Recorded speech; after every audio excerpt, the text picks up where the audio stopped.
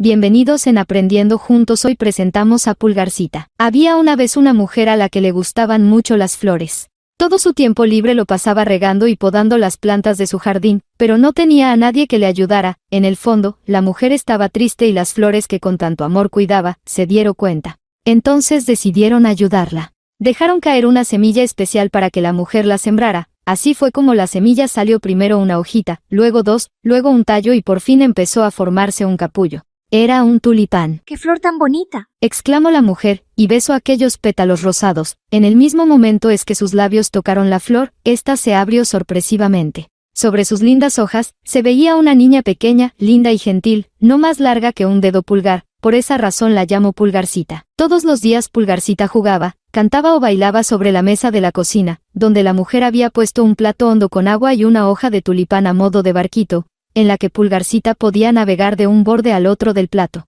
Ahí pasaba muchas horas jugando, bailando y cantando con una voz muy dulce y delicada. La mujer recogió una preciosa cáscara de nuez y le construyó una cuna a Pulgarcita. Tomó un pétalo de rosa y la tapó para que así pudiera dormir abrigada en las noches.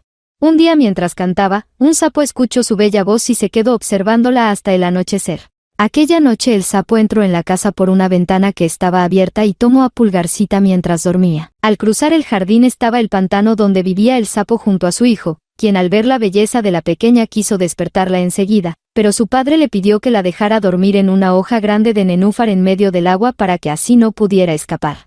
Cuando Pulgarcita despertó en medio del estanque, se asustó mucho, y al no saber dónde estaba se puso a llorar. El hijo del sapo escuchó su llanto y le dijo: «No estés triste, mañana nos vamos a casar». Las lágrimas de Pulgarcita aumentaron, y los peces del pantano se sintieron tristes por ella, por lo que decidieron hacer algo para ayudarla. Luego de pensar mucho rato, cortaron el tallo de la hoja de nenúfar, y así Pulgarcita navegó hasta alejarse de los sapos. La hoja flotó durante mucho tiempo, hasta que finalmente atracó en la orilla. Fueron pasando las estaciones del año. Primero fue primavera, verano y otoño, hasta llegar al frío invierno. Pulgarcita dejó el bosque y caminó hasta llegar a un campo en el que quedaba pocas hierbas vivas. Allí vio una extraña casita, se armó de valor y llamó a la puerta. La casa pertenecía a una vieja ratita, la que al ver a esta pobre e indefensa pequeña la invitó a pasar a su hogar. Al pasar las horas la vieja ratita le dijo que podía quedarse, siempre y cuando le contara los mejores cuentos, pero Pulgarcita no sabía contar cuentos sino más bien cantar. Fue así como todos los días cantaba frente a la chimenea. Un día, la vieja ratita presentó a Pulgarcita a su amigo un viejo topo, e intentó animarla para que se casara con él. Era un buen topo, elegante y distinguido, con un pelaje negro y brillante, que lo protegía del sol que tanto le disgustaba. Era muy tímido y no veía muy bien.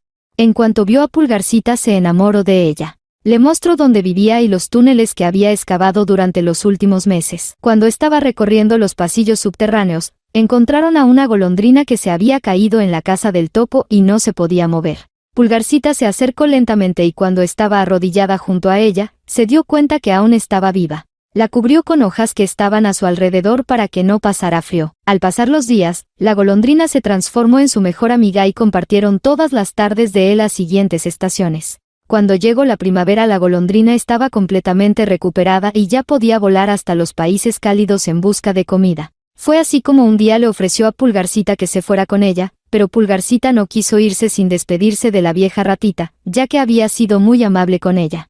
Llegó el otoño y con él, el día fijado para la boda. El topo se presentó muy elegante en traje de etiqueta y Pulgarcita sintió que su corazón se apretaba muy fuerte sin poder retener las lágrimas. Desesperada, salió corriendo al campo para ver el sol por última vez ya que el topo no soportaba la luz del día y tendría que vivir bajo tierra luego de estar casados. Pero de pronto sintió un batir de alas y vio a una ave que pasaba junto a ella. Era la golondrina que Pulgarcita había salvado durante el invierno. Había venido para saludar y agradecer todo lo que había hecho por ella. Como la vio tan desesperada y triste la animó a que se subiera a su lomo y huyeron juntas en dirección al reino de las flores.